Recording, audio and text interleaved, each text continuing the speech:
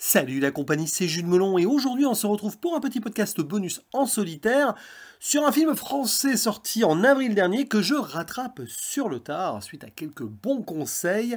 Chien de la casse, premier long métrage de Jean-Baptiste Durand avec au casting dans les rôles principaux Anthony Bajon qu'on voit beaucoup ces dernières années et Raphaël Quenard, peut-être la révélation française de cette année 2023 qui est actuellement à l'affiche dans Yannick de Quentin Dupieux et qui est apparu cette année dans Je verrai toujours vos visages ou encore Jeanne du Barry vite fait, l'an passé dans Coupé. Bref, il a le vent en poupe, ce jeune homme, et il faut le suivre parce que si vous l'entendez parler aussi dans certaines interviews et que vous le voyez de toute façon dans les films, il a un énorme potentiel. Et donc, au milieu de ces deux acteurs vient s'immiscer Galatea Bellucci, qu'on verra bientôt d'ailleurs dans La Passion de Dodin Bouffant. Et justement, cette protagoniste qui arrive de Bretagne va mettre à mal, peut-être, une amitié vieille de 12 ans, 15 ans, je sais plus. En tout cas, deux jeunes qui ont la vingtaine, en tout cas, Dog et Miralles, qui s'ennuient, mais qui s'apprécient beaucoup, à jouer à la PlayStation, à traîner avec les potes, et qui ont des caractères différents, dans un village de l'Hérault, nommé Le Pouget. Et d'ailleurs, je crois que j'y suis déjà passé, puisque j'ai grandi pas loin. Bref, il faut tromper l'ennui, évidemment, du quotidien, la routine, même si on apprécie celle-ci, à certains moments, forcément, arrivé à un certain âge, on se pose des questions.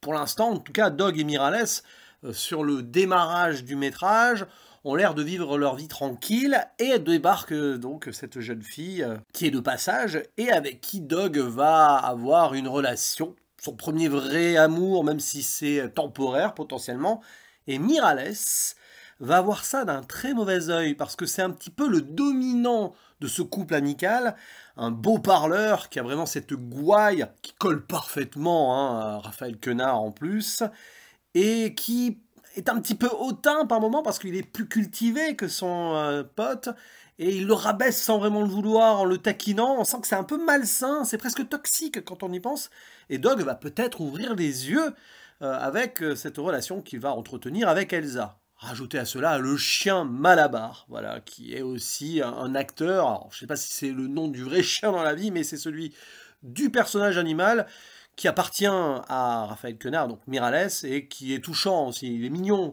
ce petit waf-waf.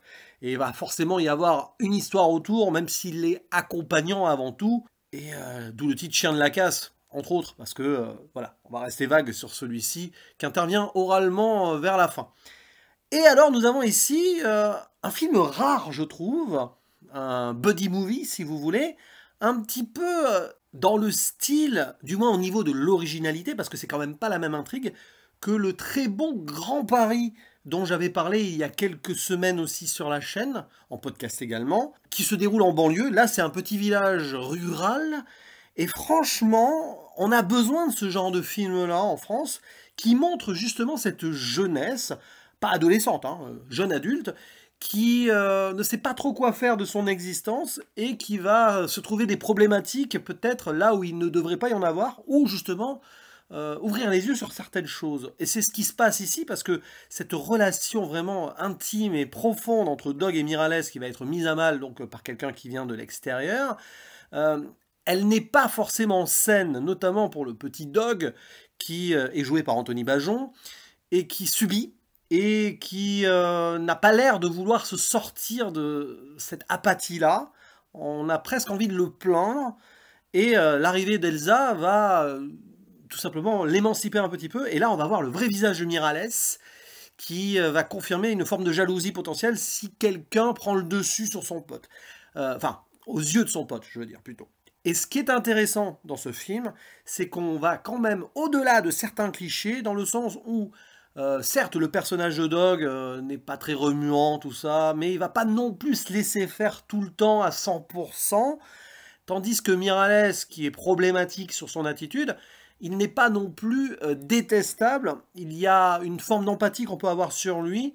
Il y a beaucoup de nuances dans ce film, et c'est ça que j'ai apprécié, car quand même, pendant plus d'1h30, sur quelque chose qui est assez dépouillé au niveau de l'intrigue, Jean-Baptiste Durand arrive à nous tenir en haleine en nous captivant par cette amitié, par la psychologie de ces deux personnages, et même du troisième, d'Elsa, avec des tirades, des dialogues, des répliques qui font mouche et qui traduisent parfois un certain malaise. Et bien sûr, on s'amuse à entendre Raphaël Quenard débiter tout cela. Il y a clairement des choses qui sont écrites, mais aussi une part d'improvisation, ça se sent. On a l'impression que cet acteur a cette capacité-là. On pourrait de quelque part le comparer à un Gérard Depardieu, vous voyez, à une forme de Patrick Devers, mais autrement aussi. C'est dans cette trempe-là que ce jeune acteur prometteur serait classable. D'ailleurs, il a un peu plus de 30 ans et il n'a débuté finalement sa carrière qu'il y a 3-4 ans, de façon sérieuse. C'est une ascension assez fulgurante qui, à mon avis, ne fait que commencer. Et en plus, au moment où j'enregistre ce podcast, je n'ai pas encore vu sa prestation dans Yannick de Quentin Dupieux, alors que probablement la vidéo est déjà en ligne. C'est ça la magie un petit peu des enregistrements. Mais rien que sur la bande-annonce, j'ai envie de dire qu'il a réussi quelque chose dans Yannick. Après, je serais peut-être déçu, ou au contraire, ça, je vous renvoie dans le passé. Bref, restons sur ce Chien de la Casse, qui est un très bon premier film. Alors évidemment, ça vivote, parfois c'est timoré. La mise en scène est volontairement à distance, pour ne pas parasiter, j'ai envie de dire, l'installation de cette amitié à nos yeux, en tout cas. Mais c'est intelligent parce que c'est précis et ça nous permet de voir aussi dans quel cadre ils évoluent, ces deux personnages. Et bien sûr, Elsa qui arrive là.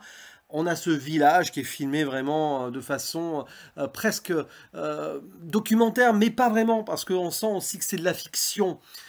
Et on a les habitants autour, on voit les petites vies de cette dame qui joue du piano un moment, de la mère de Miralles qui n'a pas l'air en grande forme, et puis de cette personne aussi qui joue à des jeux à gratter. Enfin, c'est vraiment la vie d'un village de nos jours, et pourtant ça a l'air hors du temps.